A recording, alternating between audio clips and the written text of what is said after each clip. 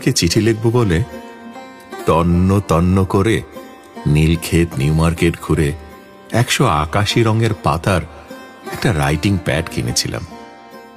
লেখার জন্য একটা ফাউন্টেন পেন আর এক দোয়াত নীল কালি। অনেক দিন তোমাকে চিঠি লেখা হয় না। এবার প্রতিদিন একটা করে চিঠি লিখব। রাত জেগে চিঠি লিখছি, প্রায় প্রতি রাতে লিখছি। চিঠিগুলো পুরে রাখছি নীল খামে। আজ চিঠি লিখতে গিয়ে দেখি রাইটিং প্যাড ফুরিয়ে গেছে।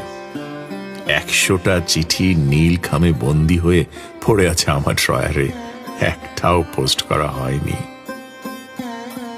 কোথায় চিঠি পোস্ট করব বলো তো?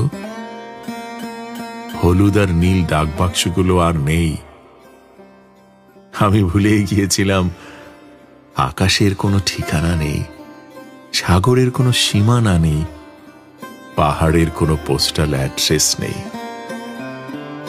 আমি ভুলে গিয়েছিলাম চিঠি লেখার জামানা সেই কবে গ্রাস করেছে ইমেল, মেসেঞ্জার, হোয়াটসঅ্যাপ।